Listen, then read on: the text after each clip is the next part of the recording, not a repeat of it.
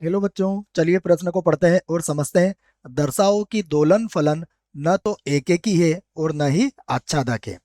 तो प्रश्न को हल करने से पहले प्रश्न के लिए हम मुख्य अवधारणा लिख लेते हैं, जिसकी सहायता से इस प्रश्न को हल किया जाएगा। अवधारणा मुख्य अवधारणा में हम इस बात को समझेंगे कि एक एक ही और आच्छादक की जांच कैसे की जाती है। तो हमें यह याद होना चाहिए। सबसे पहले हम देखते हैं कि एक एक की जांच हम कैसे करते हैं। तो देखो, एक एक के लिए हम क्या करते हैं कि एफ एक्स वन बराबर एफ एक्स टू लेते हैं। और यदि इन दोनों को बराबर लेने पर क्या आ जाए, एक्स वन किसके बराबर आ जाए, एक्स टू के, तो फलन क्या होता है, एक एक ही होता है। यहाँ एक्स वन और एक्स टू जो होते हैं वह प्रांत के कोई दो अवयव होते हैं। उसके बाद देखिए, आच्छादक के लिए हमें क्या करना पड़ेगा। तो आच्छादक के लिए हमें यह चाहिए कि जो भी फलन हमें दिया जाता है उसका परिसर, फलन एफ हो चाहे जी हो कोई भी हो, उसका परिसर बराबर होना चाहिए फलन के सह प्रांत के। सह प्रांत के यदि बराबर होते हैं तो हम कहते हैं कि फलन क्या है, आच्छादक है। तो यह बातें आप इस प्रश्न के लिए याद रखें।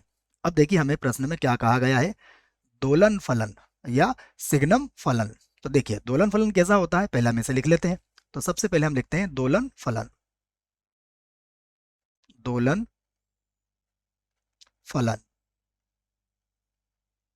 दोलन फलन को हम इस प्रकार परिभाषित करेंगे कि एफ एक्स बराबर, यह होता है मापांक एक्स बटा एक्स या फिर जीरो।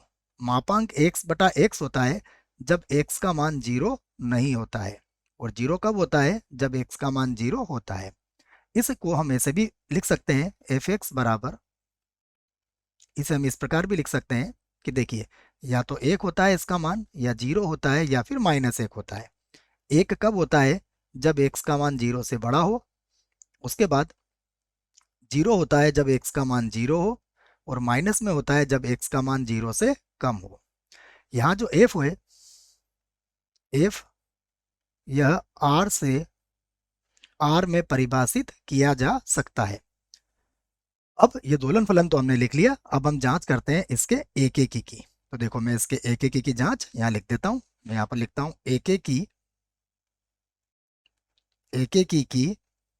जांच। एक एक की जांच के लिए हम क्या करेंगे कि इस का जो प्रांत है उसके कोई दो अवयव ले लेंगे। तो मैं यहाँ पर लिख देता हूँ, माना,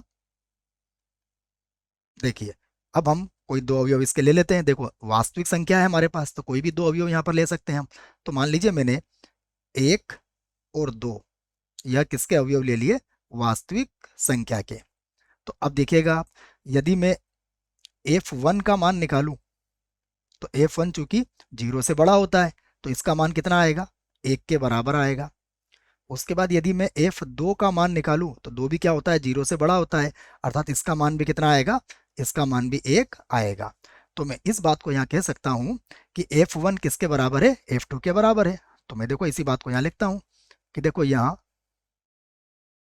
यहाँ एफ वन किसके बराबर है, एफ दो के बराबर है, क्योंकि दोनों का ही मान हमारा एक आ रहा है।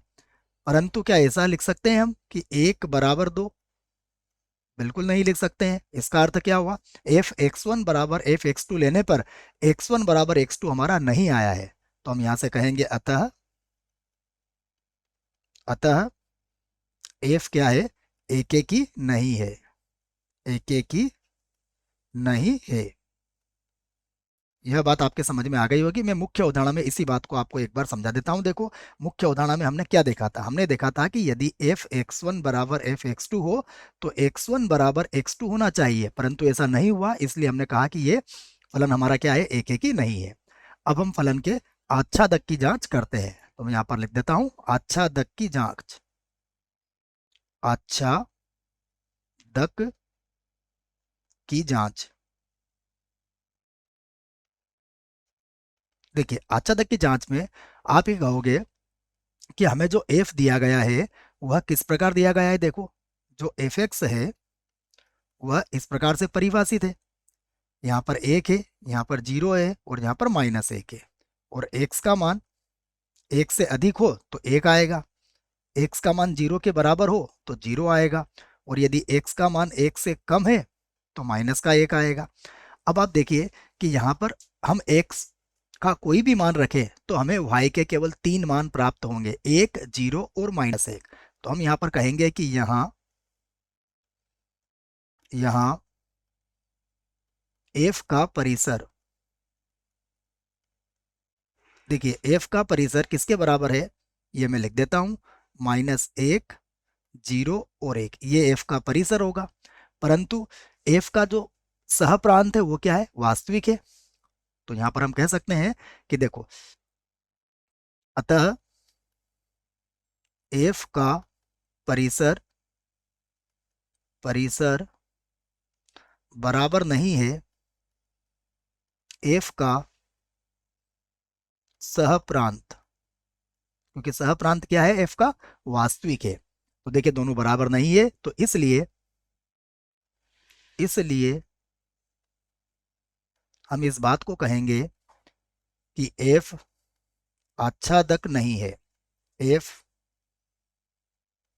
आच्छादक नहीं है।